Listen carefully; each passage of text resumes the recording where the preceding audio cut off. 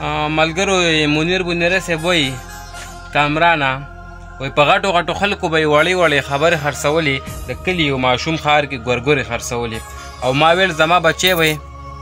چېرته جنګ له استعمال کړي ما ځکه د بابا د وختو زغرې خرڅولې او د دې قام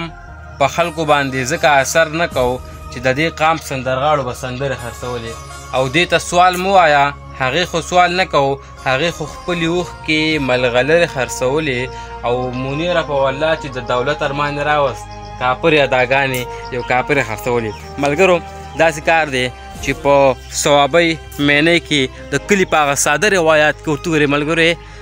لاندې لښتې بهیږي مخ له سینځي او دس چاردام کې دغلته لمونځ وکړه چیس کې ډوډۍ خورې ښه هر څه برابر چوپالګي دې وګوره څومره خوند کوي زه په پښتو وطن باندې ماینې ما او دغه رنګ د پښتو کلي باندې داسې ثوابۍ کې ملګرو داسې کار دی چې ثوابۍ کې ما ډېرې هغه لوبې ته کوم لوبه وایي مخه مې ولیدله د پخواني هغه روایت ما ولیدل ما ټنګ ټکور ولیدو چې دغه رنګه په چوپالګي کې سفر کې ناست دي یو ملګری رباب وایي بل ملګری هارمونیم وایي او د پښتو د بقا جنگ کوي د پښتو ټپه وایي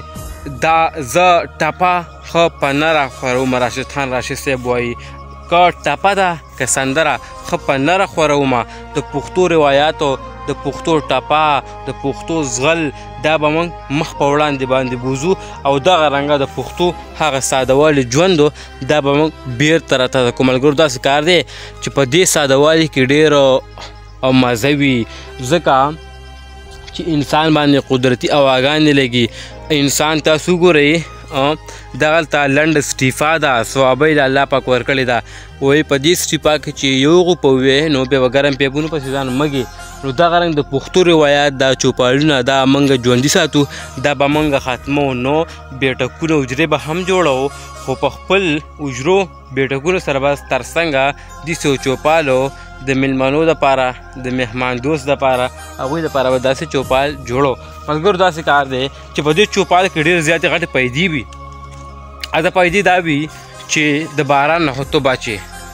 باران نه بچې راشه پکې نه څه خبره نه ده تا باندې په دې سایډونو کې تا باندې هواګانې راځي په دې سایډونو کې د څلور واړه طرفونو ته تا باندې هواګانې راځي ته به چست دی ته به چابکې ته به د پښتو شعر د پښتو ټپه د پښتو غزل دا به تو مخ په وړاندې باندې بوځې ته به د پښتو قام د بقا جنګ به دا به ته خپل جنګ ګڼې ملګرو داسې کار دی چې دغه چوپالونه جوړ کړي ورځه ما داسې کار مار دی نو چې چېرته مې خوشحاله اوسئ اباد اوسئ او دغه خبرې مې کولې وایي یو خوار مې اشنا کړی دی زردار به پې وخمه یو سر مې پیدا کړی دی سردار به پې وخمه او د دواړو لاسو ګوتې مې خوړلي مزدورو د خپې ګوتې مې جوړې د ستار به پې وخمه